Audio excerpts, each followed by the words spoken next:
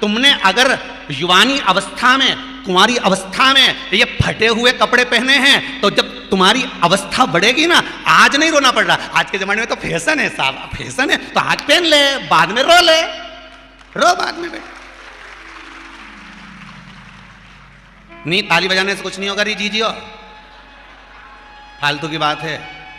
आज यहां से जाते से ही अपने को एक ही काम करना, जितना फटा हुआ कपड़ा है इनके सबके पोछा लगा दो, बाल्टी में डुबाई डुबाई के। ये ताली बजाने से कुछ नहीं होगा। लोग तो कब से चिल्ला रहे हैं हम सुधरेंगे, जम के तो बोलो। गायत्री परिवार वाले रोज चिल्लाते हम सुधरेंगे, हम बदलेंगे। कब बदलोगे? जबरदस्ती का चिल्लाता फिरो हम बदलेंगे, हम बदलेंगे। काहे के बदले? तुमसे ज्यादा तो मेहंदी बदल गई, यहां थी।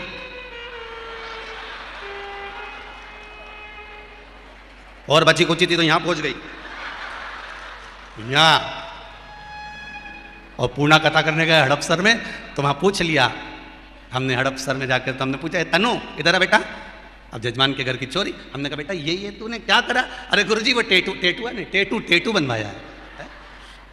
हमने कहा कितने का बनवाया? अरे गुरुजी 700 रुपये का। हमने कहा तुम मुंबई पुणे वाले फालतू का खर्चा करते हो, 700 रुपये का कहीं गाय को चारा देते तो बेचारी 2-4 दिन तक खाती। अब 700 रुपये का तूने टेटू बनवाया। अरे गुरुजी फैशन चल रहा है। तो हमने कहा बनवाने की जरूरत क्या थी, खुद बना लेती, फ्री में बन जाता। तो क्या गुरुजी अपना हाथ नहीं पहुंचे? नहीं। हमने कहा कैसे नहीं पहुंचे? पहले दीवार पे बनाओ, नीचे चिपक जाओ। कैसे नहीं पहुंचे?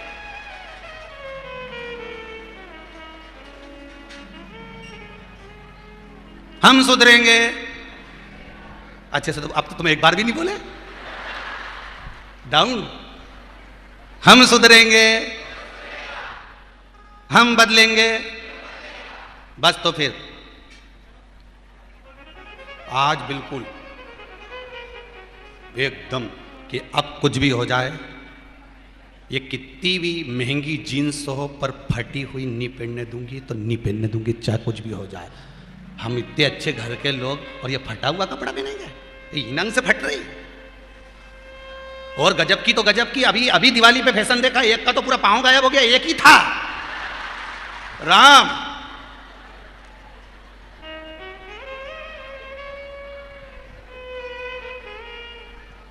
ए सुधर जाओ रे, जितने सुन रहे हो, नहीं तो सिधर जाओ रे।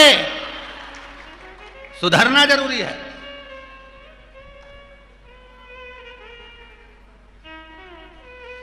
फटे हुए वस्त्र भी धारण नहीं करते। घर की बेटियां, घर के लोग ऐसे कपड़े पहने, ये श्रेष्ठता नहीं है महाराज। थोड़ा सुधार। कहा शरीर को भोगना था, फिर मनुष्य क्यों ये जीव आत्मा क्यों भोग रहे? क्योंकि जीवात्मा मरती नहीं। इसको जब भुगताया जाता है तो ये भोगती रहती है, भोगती, तड़पती है, चिल्लाती है, अब नहीं करूंगी गलती, क्षमा कर दो मुझको।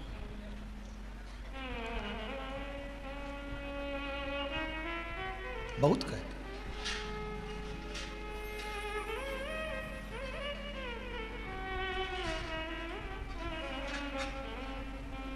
अब भटक रही है, तड़प रही है, कह रही है मुझे कुछ मिले। फिर जीवात्मा ने कहा अब मुझे जन्म दोगे तो मैं भगवान का भजन करूंगा, अब इसको गंवाऊंगी नहीं।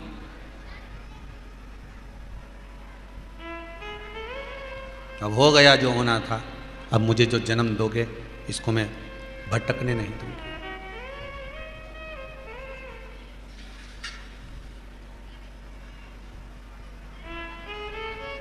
फिर कथा वही कह रही है, मिला समय तो शिव का कथा प्राप्त हो। परिवार वालों को, रिश्तेदारों को समय देकर देख लेना। एक बुआ ननंद कितना काम करती है शादी में, तुम सब बुआ बैठी हो। एक प्रहलाद की भी बुआ थी, क्या नाम था उसका? होलिका नहीं, ढूंढा। होलिका तो नाम बाद में पड़ा था। जब वो मरते मरते अच्छा काम कर ली थी तो उसका नाम था होली। होली मतलब भगवान की होली। ये तो नाम था उसका ढूंढा। मरते मरते उसने एक अच्छा काम करा था कि उसको जो ब्रह्मा जी ने चादर दी थी, प्रहलाद को गोदी में लेकर बैठी थी और चारों तरफ से जब आग लगी तो उसको लगा कि मेरा भतीजा जल जाएगा, तो उसने अपने तन की चादर को उठाकर अपने बच्चे बचा लिया। इसलिए होली भगवान की होली, उसी का नाम था होलिका ढूंढा। बुआ हमेशा दुआ देती है, बुआ कभी बद्दुआ नहीं देती। और जो बद्दुआ दे वो बुआ ही नहीं होती। शिव कथा कह रही है, शंकर जी का चरित्र कह रहा है, शिव महापुराण की कथा कर रही है, शंकर का पावन चरित्र कह रहा है कि यहां कितने लोग काम करते हैं। घर में आकर बुआ कितना काम करती है, कितने कितने कितने लोग।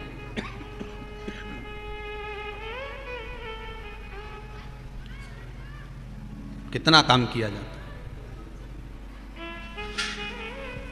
अब बुआ ने इतना काम करा, ननंद ने इतना काम करा, पर जब ननंद के यहां पर कोई काम होता है, बुआ के घर में कोई काम होता है, तो क्या तुम्हारे घर की बहुएं इतना जाकर काम कर लेती हैं? नहीं। तुम देकर देखो समय, रिश्तेदारों को समय देकर देखो, मित्रों को समय देकर देखो, परिवार वालों को समय देकर देखो, कुटुंब वालों को समय देकर देखो। आपकी दुख की घड़ी में, आपकी विपदा की घड़ी में कुछ देर तो खड़े मिलेंगे। जरा सा कोई केस बना, जरा सा कोई दुख आया, तो जितने रिश्तेदार तुम्हें शादी में, ब्याह में और पार्टियों में दिखते हैं ना, वहां तो डीजे बजाने वाले को पैसे देना पड़ते हैं कि डीजे बजाने, बैंड बजा। पर जब तुम्हारी विपदा की घड़ी आती है तो जितने शादी में खाना खाकर गए हैं, ये खुद मुंह से डीजे बजाते हैं। अरे उसने ऐसा कर दिया, अरे उसने ऐसा कर दिया, अरे उसने ऐसा कर दिया, अरे उसका छोरा, अरे उसकी बेटी, अरे उसकी बहन, उसका नाती, उसका पंती। ये खुद कहना प्रारंभ कर देते, ये खुद कह रहे हैं। एक समय आपने अपने रिश्तेदारों को दिया, एक समय आपने अपने कुटुंबियों को दिया, एक समय आपने अपने परिवार वालों को दिया, एक समय जो आपने अपने मित्रों को, सखाओं को, रिश्तेदारों को दिया, एक वो समय, और एक समय जो तुमने 3 घंटा 1 बजे से 4 बजे तक शिव महापुराण को दिया। वो समय और वो समय दोनों लिखकर रख लेना। जिन रिश्तेदारों को दिया है तुम्हारी दुख की घड़ी में, वो पीछे खड़े होंगे, और जो समय तुमने देवादिदेव महादेव को दिया है वो दुख की घड़ी में सबसे आगे खड़े मिलेगा, सबसे अग्रण्य, सबसे आगे। मेरा कालों का काल महाकाल मिलेगा, मेरा ओंकारनाथ, मेरा ओंकारेश्वर मिलेगा, तुम्हारे पास में मेरा सिद्धेश्वर मिलेगा, मेरा कुबेर भंडारी मिलेगा।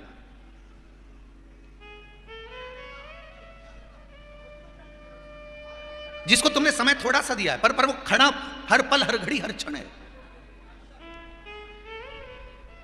एक बहुत अच्छा भाव लिखा है किसी ने, ज्यादा तो पढ़े नहीं, अभी इतने पढ़ने दे गए, कहीं भजन आएगा तब पढ़ लेंगे। वो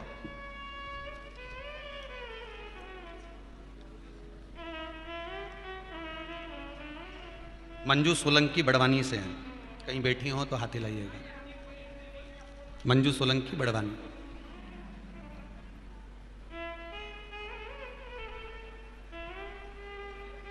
कहीं बैठी हैं? मंजू सोलंकी बड़वानी। उन्होंने पत्र में लिखा है कि गुरुदेव, भगवान पर विश्वास रखकर मेरे पूरे परिवार वाले कह रहे थे कि विवाह नहीं होगा, अवस्था बड़ी होती जा रही है, पर बाबा ने ऐसी कृपा करी और पशुपति व्रत किए और सोमवार का पूजन किया।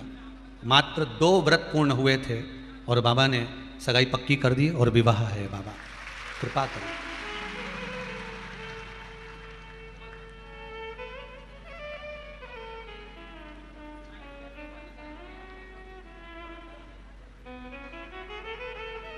एक बात बहुत अच्छी लिखी है मंजू सोलंकी ने, गुरुदेव बाबा ने ब्याह पक्का करवाया है, तो मैं तो ये कहूँगी कि बाबा से विनती करो और आप आशीर्वाद दो कि कथा में मेरी शादी भी हो जाए, तो इससे बढ़कर और मुझे क्या चाहिए। बात करूँगा मैं यजमान परिवार से, पाठक जी से बात करेंगे। और आगे सोचेंगे जैसा होगा।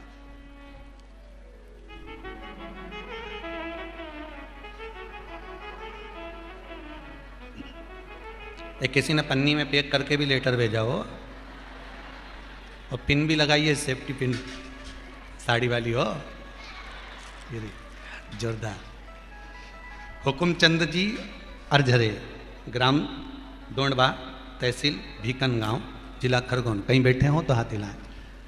बड़ा सुंदर पत्र लिखा है इन्होंने, बहुत सुंदर बात लिखी है गुरु जी। जिन शिव मंदिरों में फूल और बेलपत्र कचरे की तरह पड़े रहते थे, आपने लिखा है, जरा हाथ हिलाइए, एक बार हाथ हिला दीजिए महाराज। बहुत सुंदर बात लिखी है आपने, इनके लिए एक बार जोरदार ताली बजाओ। बहुत सुंदर बात लिखी, आप भी सुनेंगे तो अच्छा लगेगा आपको। आपने लिखा है गुरुजी, जिन शिव मंदिरों में फूल पड़े रहते थे, बेलपत्र पड़ी रहती थी, दूध चढ़ता था तो उसकी गंध आती रहती थी, भगवान के ऊपर चीटा चीटी सब चढ़े रहते थे। अब जब से शिव महापुराण की कथा 2 साल से लोग इस कोरोना काल के अंतर्गत टीवियों पर सुन रहे हैं, तब से शिव मंदिर में जो सफाई हो रही है उसका मैं वर्णन नहीं कर सकता। इतने साफ। बहुत बहुत साधुवाद जी महाराज जी, बहुत बहुत साधुवाद। आपने मन का भाव लिखा, बहुत बहुत सुंदर। विराजमान श्री शिवाय नमस्तुभ्यं।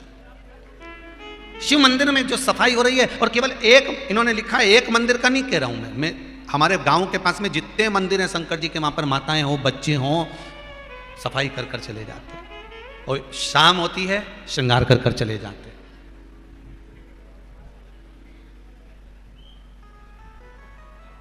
बस यही। लोग भले उनको पागल कहते हो, पर सत्य मायने में कहता हूं कि उनके बराबर कोई समझदार नहीं है, उनके बराबर कोई समझदार नहीं। एक वो गाने की लाइन आ गई हुई है ध्यान में महाराज, सब कुछ सीखा हमने ना सीखी होशियार। हमने जीवन में एक चीज की होशियारी नहीं सीखी, क्योंकि हम बच्चे हैं और वो हमारा पिता है।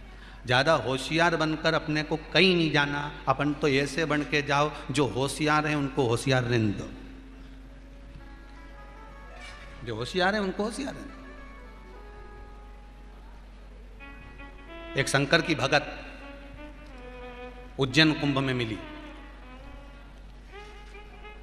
जो बड़ी अगरबत्ती लगी थी ना लंबी वाली, उस अगरबत्ती के पास में हमारा कैंप था। बाबा का कैंप लगा हुआ था, शिव कथा चल रही थी, और एक भगत आ गई कथा में, हरियाणा की थी।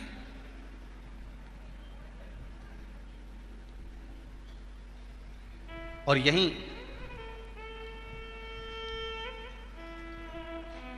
महेश्वर के पास में मोर टक्का है, वहां की कोई भगत थी, वो भी कथा में बैठी। अब देखिए भाव देखो कितना।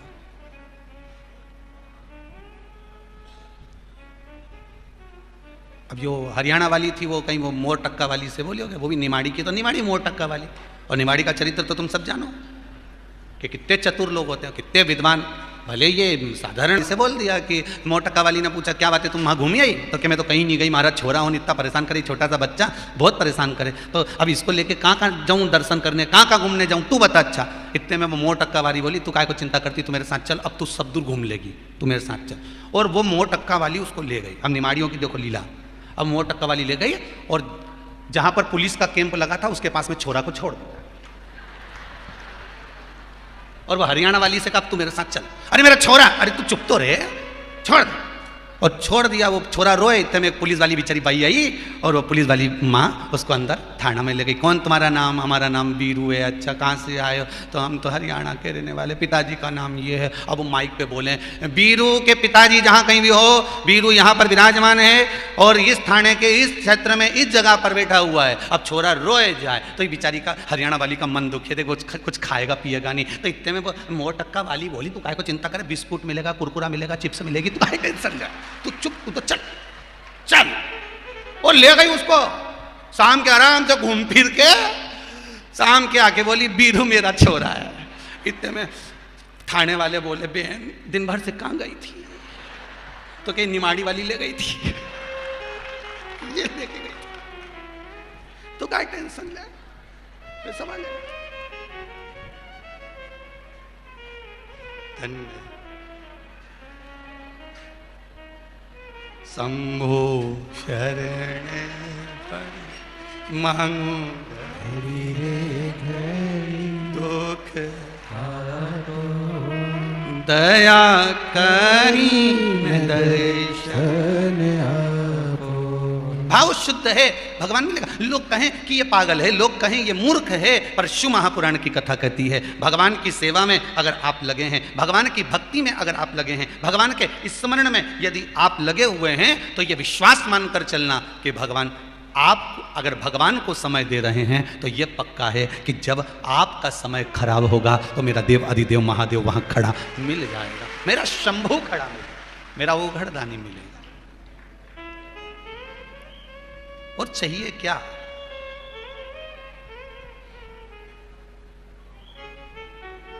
आप में से कितनी माताएं जिनके घर में से कोई भी व्यक्ति शंकर जी के मंदिर में जाके एक लोटा पानी चढ़ाता हो, पर चढ़ाता हो? हाथ उठाओ जरा।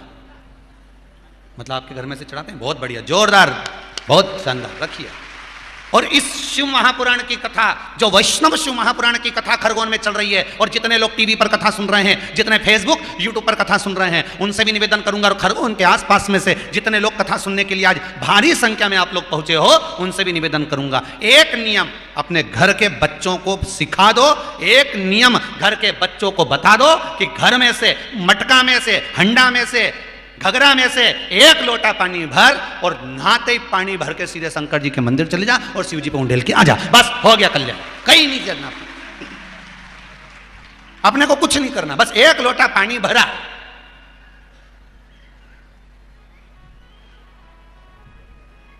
अच्छा, ये बात अभी एक बार इंदौर में भी की कि पानी चढ़ा, तो अभी कल परसों की बात है, एक बहू ने फोन करके बोला ऑफिस में कि गुरुजी से हम बहुत नाराज हैं।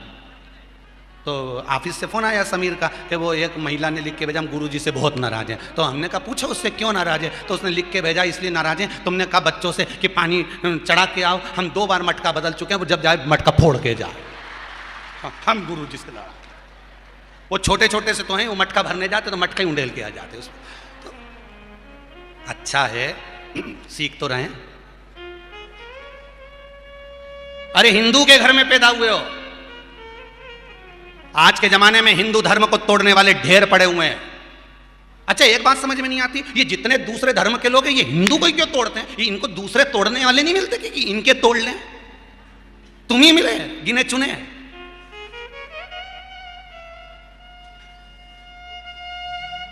खूब लगे लोग तोड़ने के लिए।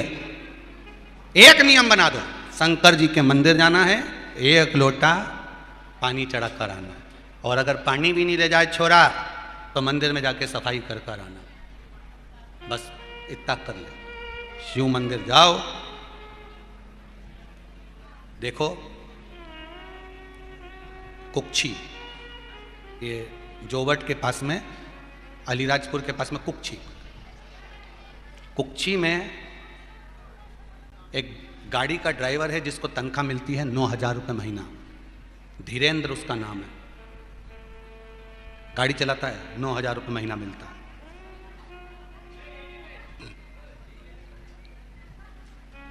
उसकी पत्नी पत्र में लिखी थी कुबेरेश्वर धाम में, कि मैं मेरे पति के साथ में इस कुबेरेश्वर धाम में आई हूं, सीहोर आई हूं, और इसलिए आई हूं, ये पत्र में उसने लिखा कि मेरी प्रसन्नता इस बात की है कि मेरा पति कभी किसी देवता को नहीं मानता था, कभी कहीं कथा में नहीं जाता था, और आज मेरा पति मुझे गाड़ी में बिठाकर ये कुबेरेश्वर धाम लेकर आया।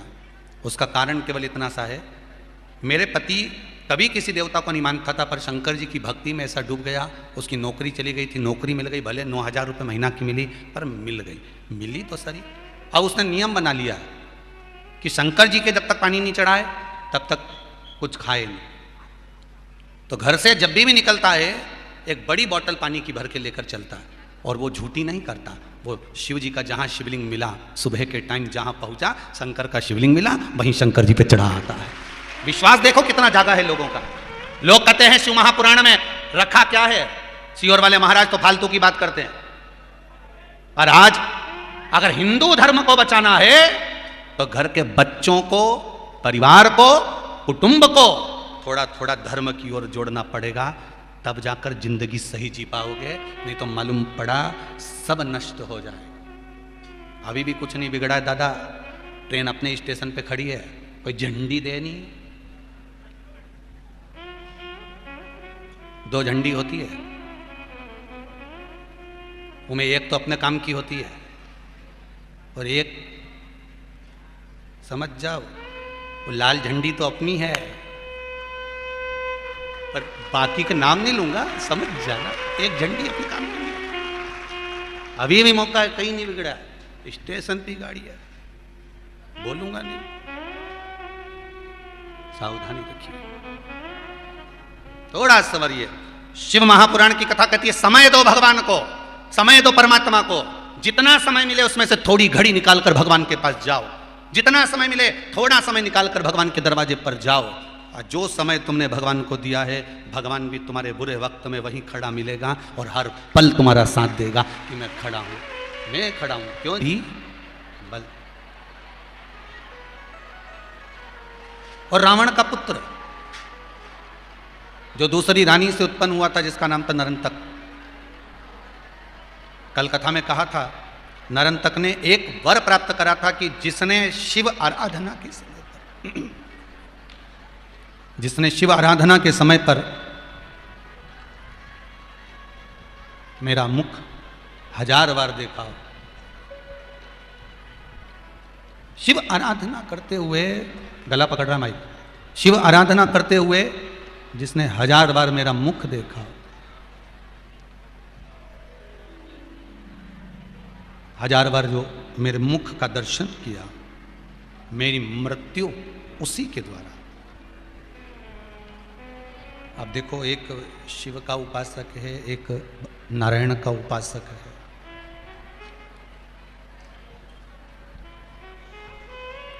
एक बाबा देवादिदेव महादेव का उपासक और एक नारायण का उपासक।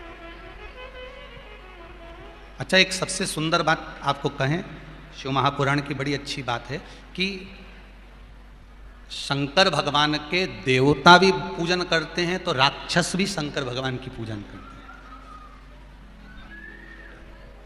सुर और असुर दोनों शिव के उपासक, दोनों देवादिदेव महादेव के उपासक।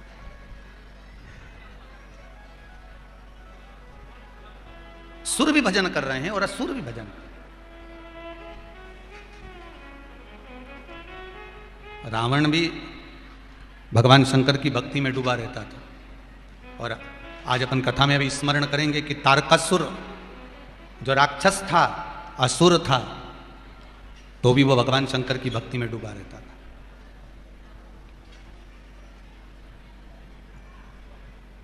किसी रूप में भी आप शंकर को मना लो, जो तुम्हारी मर्जी पड़े वैसे मना लो। शिव प्राप्त जरूर होगा, शंकर मिलेगा जरूर। मेरा ओघड़दानी मिलता जरूर है। नरंतक ने वर मांगा भगवान देव आदिदेव महादेव से और देवताओं से, कह दिया कि मुझे वर दे दो। वर वो दीजिए कि जो मेरा शिव आराधना के समय पर 1000 बार मुख देख लिया हो, बस मृत्यु उसी के द्वारा। और ददीबल ने वो करा था। ददीबल क्यों गया था नरंतक के नगर में? नरंतक के नगर में गया तब साधना में लीन हो गया और रोज नरंतक जाता, शिव जी को जल चढ़ाकर वापिस लौट कर आता, तो दधीबल उसका मुख देख लेता।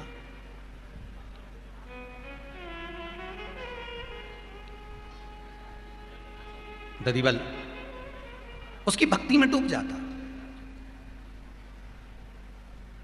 अभी लंका अधिपति रावण ने अपनी पत्नी से कहा कि तुम एक काम करो, नरंतक को बुलाओ अपने नगर से।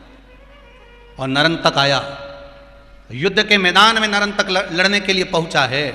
कहते हैं 1000 बार लक्ष्मण जी भी, 1000 बार मेरे राघव जी भी, 1000 बार हनुमान जी भी उस नरंतक से जीत नहीं पाए, हार कर वापिस आए। क्योंकि वर था उसको।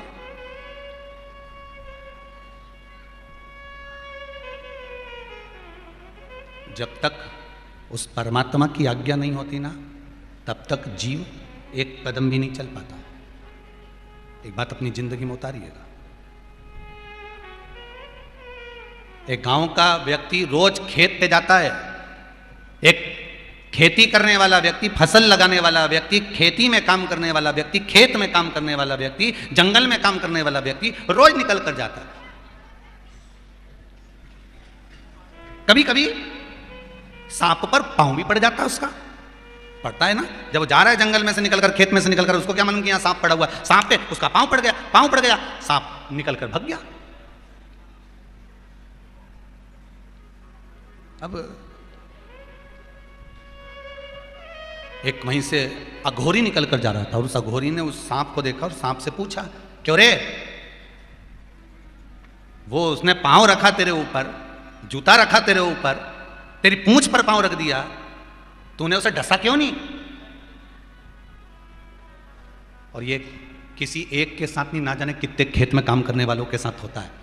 वो सांप निकल के जा रहा था, सांप बैठा हुआ था, ये रात के समय टार्च लेके बेचारा खेत में पानी देने जा रहा था, कहीं फसल लगाने जा रहा था, रात्रि के समय पानी देखने जाना। अब लाइट भी तो रात्रि को आए, तो रात को जो खेत में लाइट मिले तो पानी देने जाए, पानी देने जाए तो बेचारा टार्च चमकाता जाए, इसको क्या मालूम कि सांप बैठा हुआ है, सांप पे लात रखा गई, चल दिया। तो सांप से अघोरी ने पूछा कि उसने तेरे ऊपर पांव रखा, तूने उसे काटा क्यों नहीं?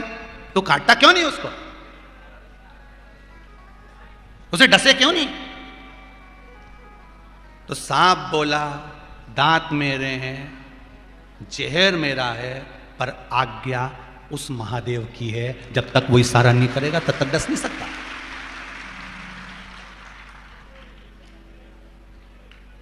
तो कि तेरे ऊपर पांव रखा, तू तो सांप है, डसना चाहिए तेरे को। तो अघोरी ने कहा, तू तो सांप है, तेरे पास तो जहर था, दांत थे, तुरंत डस लेता। तो वो सांप बोला, डसने को तो मैं कब का डस लेता, जहर मेरा है, दांत मेरे हैं, जिह्वा मेरी है, डस भी सकता हूं, पर जब तक उसकी आज्ञा नहीं हो सकती तब तक मेरा भी दम नहीं है कि मैं किसी को डस लूं, मेरे बस की बात नहीं। वो आज्ञा करता है तब मैं डसता हूं, वो आज्ञा नहीं करेगा तो नहीं डसूंगा। दो व्यक्ति कुर्सी पे बैठे हैं, दो व्यक्ति कुर्सी पे बैठे हैं शाम के समय पर, और मच्छर आया। अच्छा, एक को तो पांव में काट लिया और दूसरा बढ़िया आराम से टीवी देख लिया, मोबाइल चला रहा। अब मच्छर से इसका क्या विरोध था? समझ, एक प्रैक्टिकल वाली बात बताना है, आप प्रैक्टिकल करे होगे, गाड़ी में आप भी जा रहे हो, मोटरसाइकिल पे आप भी जा रहे हो, सब काम आप भी कर रहे हो, पर क्यों? और कभी कभी ऐसा भी होता है कि कोई बचने का प्रयास करता है तो भी मर जाता है। जैसे दो व्यक्ति मोटरसाइकिल पे जा रहे थे, अब मोटरसाइकिल पे जा रहे थे, उन्होंने कहा चलो रे अपन को यहाँ से चलना है आगे गांव तक, 22 किलोमीटर दूर अपना गांव है। अब ठंड भी बहुत तेज पड़ रही और इतनी ठंड में कैसे जाएं, और कपड़े भी कम हैं। तो उसने कहा देख आगे आगे ठंड लग रही है, तो एक काम कर, क्या, तो ये तेरा जो कोट है ना, इस कोट को तू उल्टा पहन ले, क्योंकि होता है कभी कभी आपके साथ में भी, आपने देखा होगा, आगे से ठंड लगती है, गाड़ी चलाने वाले को कितनी ठंड लगे बेचारे को, हाथ कांपता फिरे, तो कि इस कोट को उल्टा पहन ले। तो क्या कोट को उल्टा पहनने से क्या होगा, तो ठंड रुक जाएगी, क्योंकि ठंडी बटन वगैरह नहीं, तो इसमें से अंदर भरा है, तो इसको उल्टा पहन ले। अब वो बेचारे ने कोट उल्टा पहन लिया, अब कोट उल्टा पहना और आगे चलते चलते पत्थर पे से गाड़ी नीचे गिर गई, गाड़ी नीचे गिरी, गाँव के लोग आ गए, गाँव के लोग आए, उन्होंने बेचारे उनको उठाना चाहा तो दोनों बेहोशी में पड़े हुए थे। इतना में एक गांव का व्यक्ति बोला, ये के तो गजब हो गया रे, बता, ये तो ठीक है जो पीछे बैठा, पर आगे वाला की गड़बड़ी ज्यादा हो गई, इसका पूरा शरीर तो बढ़िया रह गया, पर गर्दन जो थी ना उल्टी हो गई। अब गांव का लोग सोचा, अपन ने जिंदगी में कभी कोई अच्छा काम नहीं करा, पर आज अपने को अच्छा काम करना है, इसकी गर्दन को सीधी करना है। अब बापड़ा पहना उल्टा कोट, अब इनने बेचारा मरा नहीं था, बेहोश हुआ था, और इनने वो गर्दन सीधी करने के चक्कर में और बापड़ा के राम नाम सत्य कर ही दिया, निपटा ही दिया। और दो तो वहीं पास में बैठे तंबाकू मलता मलता बोलिया, इतना जोरदार तो कोई नहीं कर सके, ना अच्छा अच्छा नर्स भी नहीं कर सके जो अपन ने, तो निपटा ही दिया। अब कई कर दिया बेचारा, जिंदा के निपटा ही दिया। अब वो तो ठंड के मारे कोट उल्टा पहना था।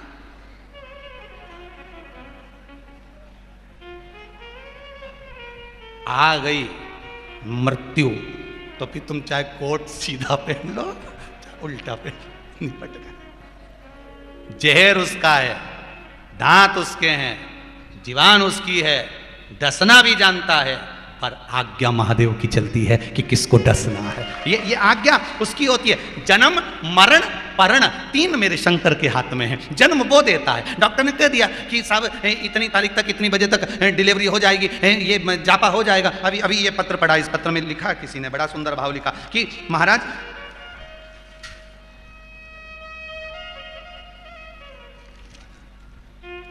बालाजीपुरम जेतपुर रोड खरगोन, श्रीमती सीताजी राठौर, इन्होंने पत्र लिखा है। कहीं बैठी हो तो हाथ हिला देना हो कि गुरुदेव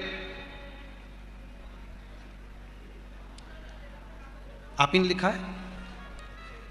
एक बार दोनों हाथ उठाकर हिला दीजिए। बहुत सुंदर, बैठ जाइए, साधु बात। आपने पत्र में लिखा है, गुरुजी मेरी बहू का जापे का समय था, डॉक्टर ने कह दिया था कि पहली संतान हुई है तो ऑपरेशन से हुई है, तो दूसरी संतान भी ऑपरेशन से होगी। जितनी बार दिखाने गए उतनी बार डॉक्टर ने कहा कि ऑपरेशन से होगी।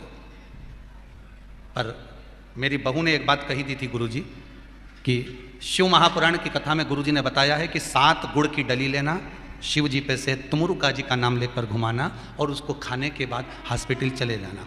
अब शिव पुराण देखें या फिर डॉक्टर देखें, ये पत्र में लिखा है। परीक्षा की घड़ी तो तब आती है जब व्यक्ति परीक्षा की घड़ी में शंकर को खड़ा करता है। इसमें लिखा है नीचे उन्होंने कि डॉक्टरनी उसको ऑपरेशन के लिए कक्ष में ले गई, पर 10 मिनट बाद डॉक्टरनी ने ऑपरेशन करने से मना कर दिया और कह दिया कि इसकी तो नॉर्मल डिलीवरी होगी। पत्र में लिखा हुआ, ये पत्र में लिखा।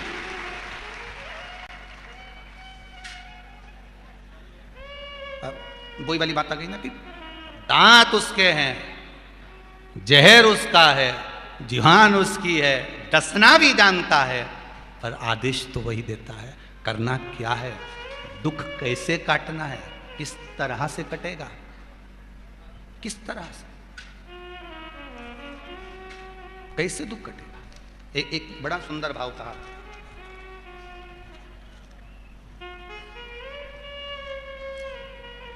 मैं नंदा वर्मा सनावत से आई हूं। कहाँ बैठी है नंदा जी वर्मा? कहीं बैठी हो तो हाथ हिला देना। सनावत से। आप ही हैं? ये इधर है बाबू, नंदा जी वर्मा सनावत। आप ही का नाम नंदा वर्मा है? आपने लिखा है गुरुजी 1 साल से मेरी आंखें से दिखना कम हो गया था। मेरी आंखें पूर्ण तरह से डॉक्टर के हिसाब से जाने लगी थी, पर शिव महापुराण की कथा में सुना था, डॉक्टरों ने भी कह दिया था कि ये धीरे धीरे डिम होती चली जाएंगी, दिखना बंद होता चले जाएगा। पर दया करी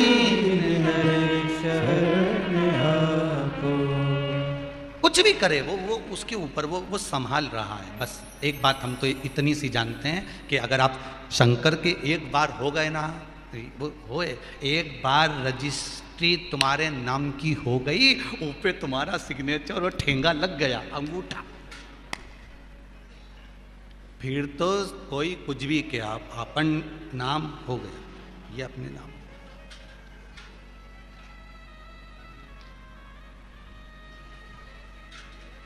एक बार अगर हो गया फिर कोई कुछ नहीं कर सकता। शिव एक बार आपका हो गया, मेरा ओघरदानी, मेरा शंकर, मेरा दयालु, मेरा करुणा सागर, मेरा महाकाल, मेरा ओंकारेश्वर, मेरा बाबा कुबेर भंडारी अगर आपका हो गया तो फिर नहीं भटकना। बस आपके जीवन का जो दुख है वो भी उसी का है और सुख है वो भी उसी का।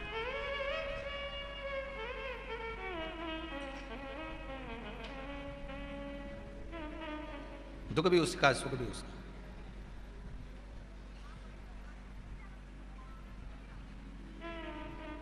बहुत पैसे वाला व्यक्ति, बहुत पैसे वाला, खूब अच्छी महल मेरे, अटारी मेरे, खूब बंगले मेरे, और ऊका जो छोरा वो फटे हुए कपड़े पहने या भूखा रहे, तो लोग नाम किसका धरेंगे? बोलो जम के। छोरे का धरेंगे क्या? किसका धरेंगे? बाप का। की औलाद भेरू सिंह की। अच्छा, और ऊकी औलाद, तो बताओ बेचारा कैसे फटे हुए कपड़े पहन रहा है, कि कितना भूखा रह रहा है, रोटी तक नहीं मिल रही, इसके तो कुछ खिला ही नहीं रहा है, ओके तैयार नहीं करा, ओके कपड़े नहीं है जोरदार। नाम किसका खराब होगा? पिता का। एक बार आप अगर शंकर के हो गए और आपने कह दिया शिव मेरा बाप है, फिर थोड़ा सा भी दुख आया तो लोग क्या कहेंगे, खूब कथा सुनती थी शंकर जी की, अब दुख हो रही है। नाम तुम्हारा खराब नहीं होगा, नाम उसका खराब होगा। औलाद किसकी? भैरव सिंह की। तो नाम किसका खराब हुआ? भैरव सिंह का, कि इसकी औलाद फटे हुए कपड़े में रहे, इसकी औलाद भूखा रहे, इसकी औलाद ऐसे कपड़े में रहे। उसी तरह अगर तुम एक बार शंकर के हो गए, तुम शंकर भगवान को अपना मान लिए कि मैं शिव का हूं और शिव मेरा है, इसके बाद अगर आपकी जिंदगी में दुख आएगा तो दुख उसको होगा, क्योंकि औलाद हम उसकी है, तकलीफ उसको होगी, नाम उसका होगा, उसने जन्म दिया। गुरु जी हमारी दुकान नहीं चले, तो नहीं चले तो शंकर जी से क्यों नहीं, भोलेनाथ जी से क्यों? सियोर वाला महाराज के कहने से फायदा कौन सा? क्या कर लेगा सियोर वाला महाराज? तुम्हारी दुकान नहीं चले तो सियोर वाला महाराज की हंडा मंडा निकाल दे कहीं नीचे से। तुम तो कहो भोलेनाथ जी से कि बाबा हमने सुना है कथा में, शिव महापुराण में, वो सियोर वाला महाराज बहुत छाती ठोक ठोक के कहे कि जरा सा दुख आए ने शंकर जी की याद करो, जरा सी कोई बात हो तो शिव जी की याद करो, जरा सा कोई क्रम हो जाए तो श्री शिवाय नमस्तुभ्यम जपो, थोड़ा सा दुख आए शंकर जी का भजन करो, थोड़ी सी तकलीफ आए शिव जी का भजन करो, हमने सुना है कथा में, इसलिए हम आपको पुकार रहे हैं। अब दुकान नहीं चले तो तुम्हें चलवाना। शंकर जी बोले हम काय को चलाएं? भोलेनाथ जी आप ही के पास तो सब कुछ चलता है। वो बहुत अच्छा 50 का नोट, बहुत अच्छा 10 का नोट, बहुत अच्छा 20 का नोट, बहुत अच्छा 500 का नोट तो कहीं पे भी चल जाए, पर जिस नोट को गुरुड़ मुरुड़ कर दिया हो, उसमें कहीं ना कहीं फाड़ दिया हो, जल गया हो, कहीं से कुछ लग गया हो, ऐसा गलेला फटेला कहाँ चढ़ता है?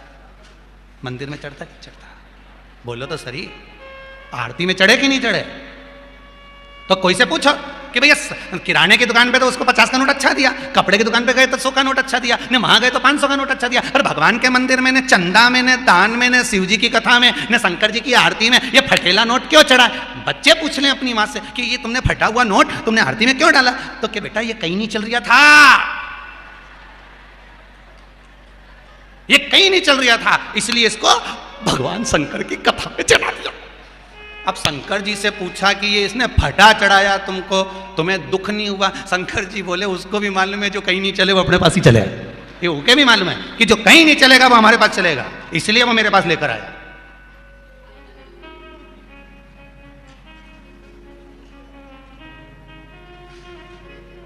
जो किसी काम का नहीं वो शंकर जी के काम का, बच्चा बच्चा राम का, जन्मभूमि के, जो किसी काम का नहीं वो शिव जी के काम, वो के सिवा किसी के काम का नहीं।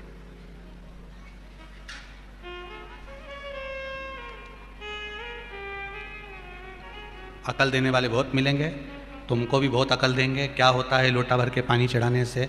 कहीं कहीं के लोग कहेंगे पत्थर पे दूध ढोलने से क्या होता है, कहीं कहीं के अकल देंगे बेलपत्री चढ़ाने से क्या होता है, कहीं कहीं के अकल देंगे काली मिर्च कहीं शंकर जी के चढ़े नहीं लगे, चढ़े कहीं शंकर जी को काली मिर्च चढ़ाने से क्या होता है, कोई कहे कि काली तिल्ली चढ़ाने से क्या होता है, कोई कहे कि बताओ धतूरा चढ़ाने से क्या होता है। तो उसको अपने को कुछ नहीं बोलना, वो पूछे आपसे प्रश्न करे, अपने को कोई उत्तर नहीं देना, कोई उत्तर नहीं। समझदार व्यक्ति उत्तर दे, पागला का भी उत्तर दे। अरे मुंडा से तो बोलो, तो अपन सब तो पागल। घर में दो तरह की बहू होती है, एक समझदार एक पागल। जो बहू समझदार होती है उसको पूरी शादी में काम करना पड़ता है, जो पगली होती है वो मेहंदी मेहंदी लगा के बफेट निपटाती है। दो तरह की बहू होती है। जो बहू समझदार होगी, मामा जी ने रोटी खाई कि नहीं खाई, बुआ जी आई कि नहीं आई, काका जी आया कि नहीं आया, चाचा जी आया कि नहीं आया, ने वो आया कि नहीं आया, उन्हें रोटी खाई कि नहीं खाई, और माता पूजने वो जाए, मंडप होने लगा और वो बेचारी ताला कुची लगाती फिरे। क्यों? क्योंकि समझदार। सास भी के मेरी बड़ी बहू बहुत समझदार, और छोटी वो तो पगली। तो जो पगली है वो सबसे पहले मेहंदी मेहंदी मंडा के वो तो गई शादी में। सबसे पहले पार्लर भी वही जा, 4 घंटा में आए, ऐसी बक्कल बुक्कुल लगा लोगों के। और बेचारी जो समझदार है ना, उसको तो साड़ी बदलने की भी फुर्सत नहीं मिले। बोलो सही है कि गलत है? जो समझदार है उसको साड़ी बदलने की भी फुर्सत नहीं मिले। तो ईमानदारी से बोलो, सास की रकम, सास की जायदाद जो समझदार है उसको ज्यादा मिलेगी क्या? तो फिर काय को इतना काम करे? जब पगला के भी उतनी मिले, समझदार के भी उतनी मिले, तो अपन तो मीरा भाई जैसे हो जाओ। मैं तो चली वृंदावन राणा, मेरे तो भाग जगे तेरे महलों में आग लगे। अपन तो ये अच्छा जाओ। आपने कहीं करना। मीराबाई के लोग पागल कहते थे, ये तो बावरी है, पागल है, मीराबाई रे बावरी। रामकृष्ण परमहंस जी को लोग पागल कहते थे, संत तुकाराम जी को लोग पागल कहते थे, नामदेव जी को लोग पागल कहते थे। भारत के जितने संत हुए लोगों ने उनको पागल ही तो कहा। और अभी भी लोग कहते हैं सियोर वाला महाराज के तो कथा बाचना नहीं आए तो पगला, और अपने कहीं नहीं जाए। पागलों के हॉस्पिटल भी बहुत कम होते रहे, ईमानदारी की बात है। एक तो आगरा में ही है, ग्वालियर और आगरा के बीच में पागलों का है, समझदार के तो खरगोन में भी ढेर सारा है। अभी हम कल वो रघुवंशी जी क्या जा रहे थे, तो इधर से जाते जाते एक हॉस्पिटल का बैनर पड़ा था, वो ये ड्राइवर के मालूम होगा इनका, पाठक जी का। हमने उससे कहा भी था यहाँ हॉस्पिटल का बैनर लगा, तो एक हॉस्पिटल तो वही पड़ गया, और आगे देखो तो न जाने कितना खरगोन में हॉस्पिटल होगा, पर पूरे खरगोन में ढूंढ के बताओ पागल खाना है एक ही है, वो भी 7 दिन के लिए लगा है कैंप।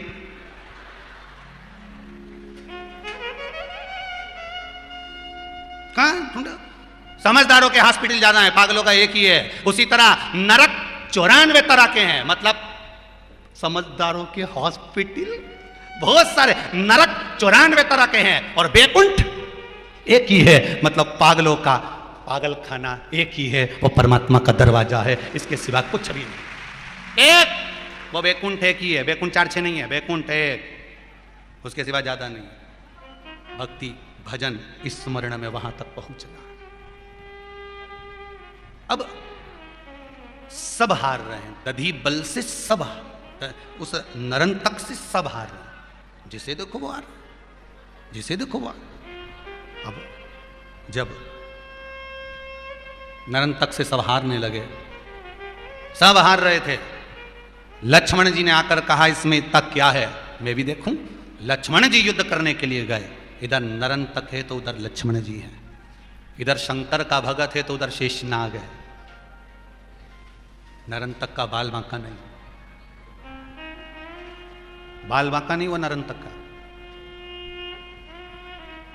बहुत ऊंचे शब्द लक्ष्मण जी ने कह दिए राघव जी से, राम जी से, आप चिंता मत करो भैया, इस नरंतक को तो मैं जैसे ककड़ी भुट्टा के नहीं काटे ऐसे काट दूंगा, तुम चिंता मत करना।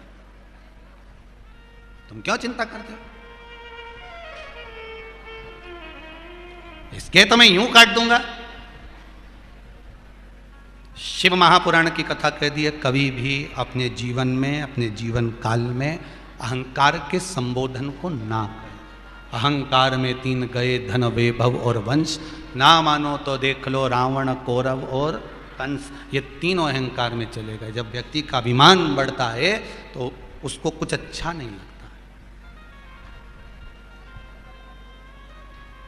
भगवान कहते हैं कि तुम अभिमान मत रखो, भोलापन रखो। कभी भगवान समझदार को नहीं मिले, भोले को भगवान मिल गए। भोले का भोला, हमारे यहाँ सीधी भाषा में कहते हैं भोले का भोला। जितने भोले रह सकते हो उतने भगवान जल्दी मिल जाएगा। भोलापन रखो, सरल स्वभाव रखो, निर्मल मन सो मोहि पावा, मुझे कपट छल छिद्र नहीं पावा। भोलापन रखो।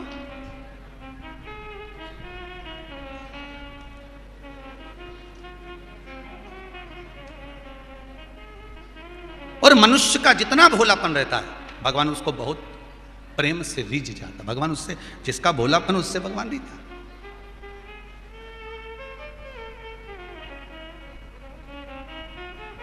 होता है कभी कभी, एक किसान रो रहा था, पार्वती जी ने देख लिया, देखकर शिव जी से कहा प्रभु ये किसान रो रहा है। शंकर भगवान बोले मैं क्या करूं, तू बता कि ये रो रहा है और तुम कुछ कर नहीं सकते। अगर किसान रोए, मनुष्य रोए तो हमारा जीवन बेकार। पार्वती जी बोली बहुत भोला है बेचारा, वो रो रहा है। शंकर जी बोले ऊके बराबर विद्वान कहीं का नहीं होगा, तू देख अब भी रुक जा। तो शिव जी ने जाकर पूछा क्यों रो रहे हो? फसल बिगड़ गई और क्या करे, रोए नहीं तो क्या करे, फसल बिगड़ी गई हमारी। अच्छा इसलिए रो रहा है? हाँ। शंकर भगवान बोले हर बार तो ऐसे ही कहता है फसल बिगड़ गई, फसल बिगड़ गई, मैंने तो तुझे इतना दिया, कमी तो मैंने रखी नहीं, फिर काहे को रोता रहता है? शिव जी बोले अगली बार से एक काम करते हैं, फसल मुझे देखना है कि कितनी कितनी होती है, इसलिए आधी तेरी आधी मेरी। शंकर जी, किसान बोला ठीक है।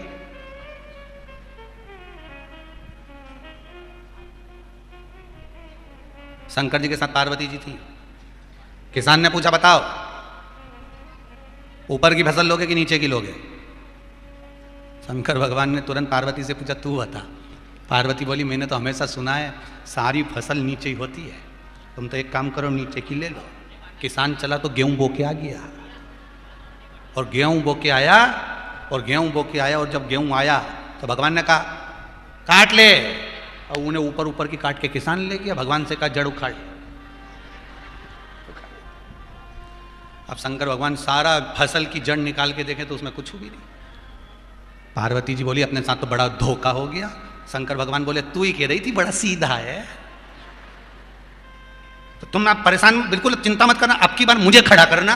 किसान फिर आ गया, बोलो प्रभु नीचे की ऊपर की। इतना में पार्वती जी बोली, फालतू की बात मत कर, अब की बार हम ऊपर की लेंगे। किसान भी चतुर था, मूंगफली बो दी, निका काटी ले जाओ, नीचे की ले गया।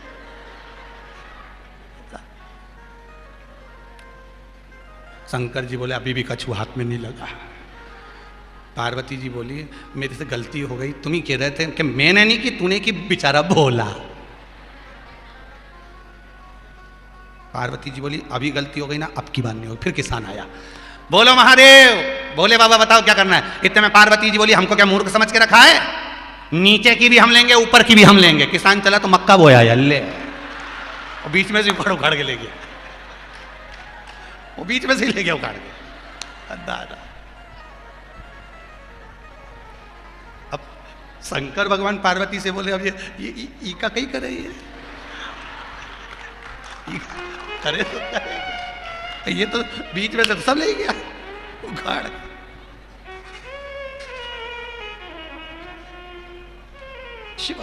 शिव है। शंकर जी फिर भी किसान पर प्रसन्न हो गए। किसान से कहा, मांग तुझे क्या चाहिए। किसान कहता है, भारत की भूमि पर जन्म लेने वाला कभी भूखा ना सोए, बस ये वर दे दीजिए। किसान कहता है, भारत की भूमि पर जन्म लेने वाला कभी भूखा ना सोए, ये वर दे दीजिए। शंकर जी कहते हैं, जो इस भारत की भूमि पर जन्म लेगा, भारत माता है और माँ अपने बच्चे को कभी भूखा नहीं सुलाएगी, मेरा वर है, ये मेरा वर है, वो भूखा नहीं सुलाएगी। सर्वे भवन्तु सुखिनः, सब सुखी रहे, कोई निरोग नहीं, कोई रोग से ग्रसित नहीं हो, सब निरोग रहे, सब निरोग, सब सुखी रहे। समय आया, अहंकार के शब्द श्री लक्ष्मण जी महाराज ने कह दिया कि इस नरंतक को मैं मार दूंगा। और लक्ष्मण जी जब युद्ध करने के लिए गए, बार बार लक्ष्मण जी जब हारते गए, तब लक्ष्मण जी को लगा कि मेरे शब्द मुझे भारी पड़ गए। तब लगा, अब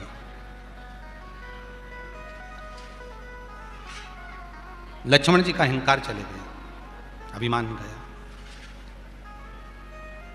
और अभिमान जब गया तब लक्ष्मण जी को समझ में आया कि अपने से गलती हो गई। अब लक्ष्मण जी ने कहा कि मैं इस नरंतक को नहीं मार सकता। तब स्वयं अंगद ने आकर कहा कि काका जी, सुग्रीव जी से कहा, महाराज आप एक काम करो, अब अपने बेटे दधिबल को बुलाओ। दधिबल क्यों, किस लिए दधिबल को बुलाया जाए? तो कहा, जब किसी से काम नहीं होता महाराज, जब व्यक्ति संकट की घड़ी में पड़ जाता है, तब कोई सतगुरु, कोई भजन करने वाला, कोई धर्मात्मा, कोई पुण्यात्मा तुम्हारे यहाँ पांव रख दे, तो हो सकता है कि तुम्हारा मार्ग सुलभ हो जाए और जीवन सार्थक हो जाए। कोई भजन करने वाला। अभी कथा के शुरू में कहा था, गुरु को और गोविंद को, गुरु को और परमात्मा को अगर आपने समय दिया है, तो तुम्हारी दुख की घड़ी में गुरु भी खड़ा है, उसका मंत्र भी खड़ा है, और वो गोविंद परमात्मा भी खड़ा है। समय अगर आपने दिया है, आपने 2 घंटा 3, अभी मौका मिलता है, कई बच्चे ऐसे रहते हैं, भाई गुरुजी आए हैं, चलो सेवा में लग जाओ, सेवा में लग जाओ। वो तो सेवा कर रहा है गुरुजी की, 2 घंटा 4 घंटा 6 घंटा 8 घंटा सेवा में लगा रहा है, पर उसने अपना कल्याण कर लिया कि गुरु सेवा में, परमात्मा की सेवा में, शिव सेवा में, भगवान की सेवा में। आज इतने सारे कार्यकर्ता, आज इतने लाखों पब्लिक को, अगर आप यहाँ बैठे हुए हो, इतनी पब्लिक अगर कथा श्रवण करने आ रही है, और यहाँ कार्यकर्ता सेवा कर रहे हैं, कोई बिठाने की व्यवस्था कर रहा है, कोई छात की व्यवस्था कर रहा है, कोई पानी की व्यवस्था कर रहा है, कोई किसी चीज की व्यवस्था कर रहा है, तो तुमने सेवा करी, तो तुमने अगर अपना अच्छा समय अच्छे समय में भगवान को दिया है, तो भगवान भी तो तुम्हारे लिए दौड़कर आने के लिए तैयार खड़ा मिलेगा। तुमने समय दिया इसलिए भगवान भी समय देगा।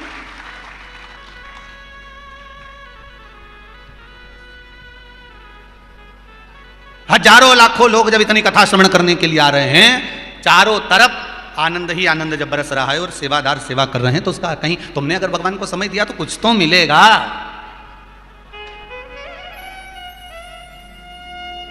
ये जितनी जो आगे बैठी है ना, ये बैरीगेट के जो पीछे की ओर आगे आगे बैठी है, इनसे समय पूछो जरा कितनी बजे की बैठी है, जरा कितनी बजे की बैठी हो रही जीजियों?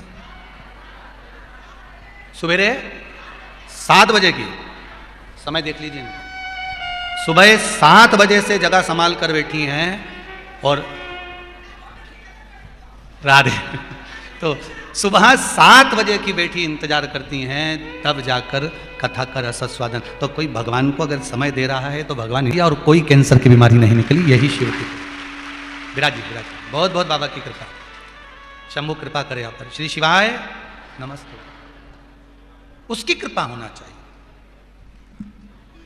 फिर निवेदन करेंगे, जब सारे जगत से लोग हाथ पीछा कर लें, जब कह दें कि अब कुछ नहीं, तब एक और खड़ा हुआ है, वो मेरा कुबेरेश्वर महादेव, मेरा औघड़ दानी, मेरा भंडारी खड़ा हुआ, मेरा शिव खड़ा।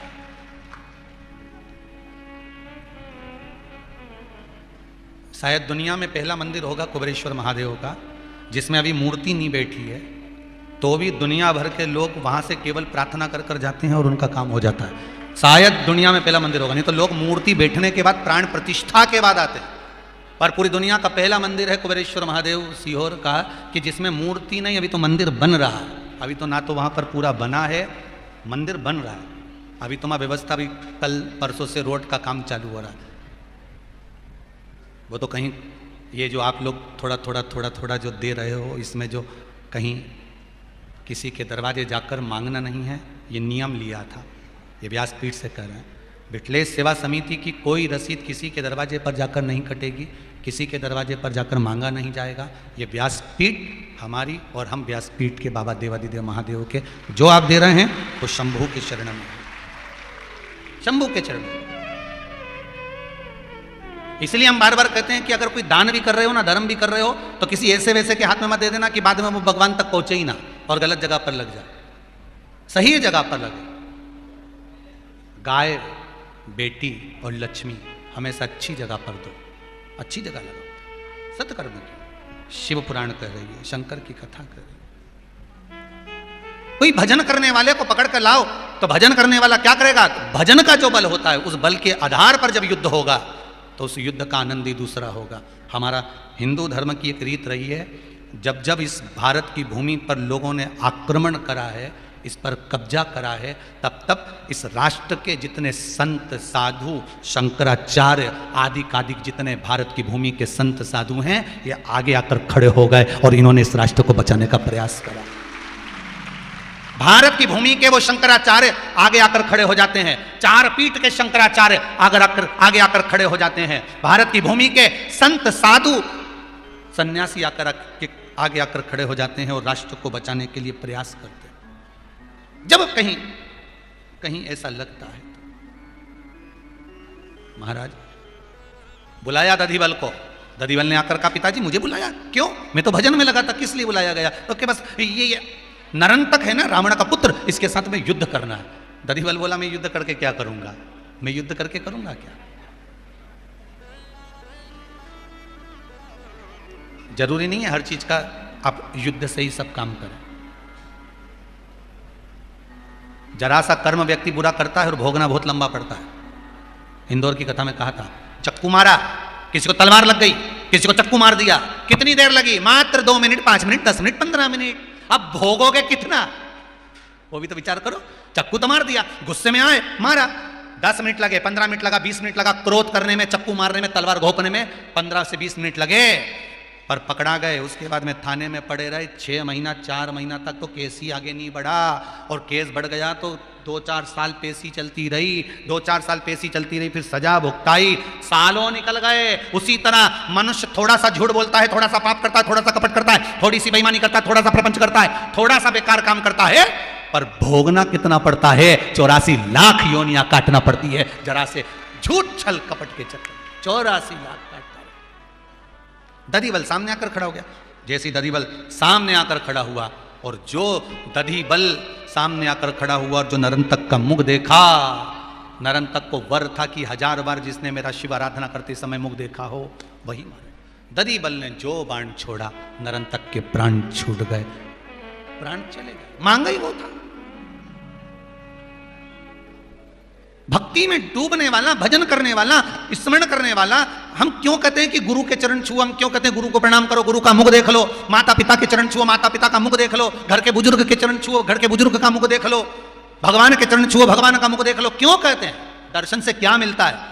कहते हैं अगर किसी संत साधु सन्यासी तपस्वी साधक उपासक घर के माता पिता, घर के बड़े बुजुर्ग का हम केवल मुख का भी दर्शन कर लेते हैं तो ना जाने कितने पाप हमारे समाप्त हो जाते हैं, कितने पाप समाप्त हो जाते हैं। और दधीबल सामने आया और जो प्राणों को हरा, नरंतक समाप्त हो गया। यह है परम भगवदीय वैष्णव दधीबल की कथा। यह थी सुग्रीव के बेटे की कथा। बाली के बेटे की तो तुमने खूब सुनी रामायण में, अंगद की, पांव जमाया आया, युद्ध लड़ा, सेतु बनवाने में हेल्प करी, ये तो अंगद की कथा थी। पर मुझे नहीं लगता कि अभी तक खरगोन वालों ने कभी सुग्रीव के बेटे की कथा सुनी। और यहां तक मुझे ज्ञात होगा कि जितने आस्था चैनल पर सुन रहे हैं इनको भी स्मरण नहीं होगा कि सुग्रीव का भी बेटा होगा और जो परम भगवदीय वैष्णव होगा, परम भगवदीय जो वैष्णव होगा उसकी कथा साधारण नहीं है महाराज। आगे वर्णन आया दधीबल के।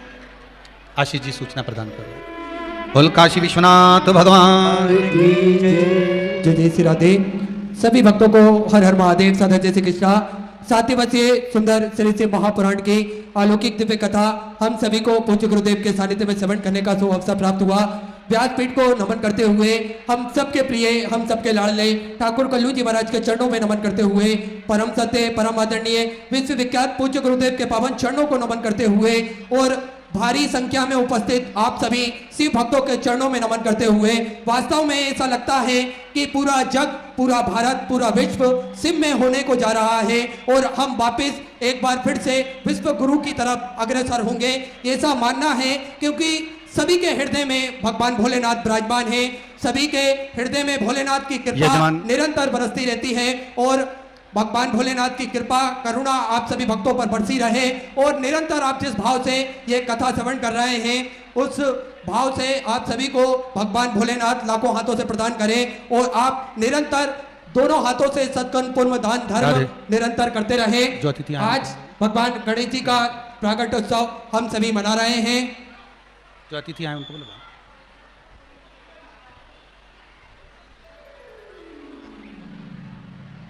इसी बीच में हमारे बीच में सांसद महोदय खरगोन बड़वानी के श्री गजेंद्र पटेल जी विराजमान हैं। मैं चाहूंगा बड़े ही आदर सम्मान से आप मंच पे पधारें, व्यासपीठ का पूजन करें, गुरुदेव से आशीर्वाद प्रदान करें, प्राप्त करें।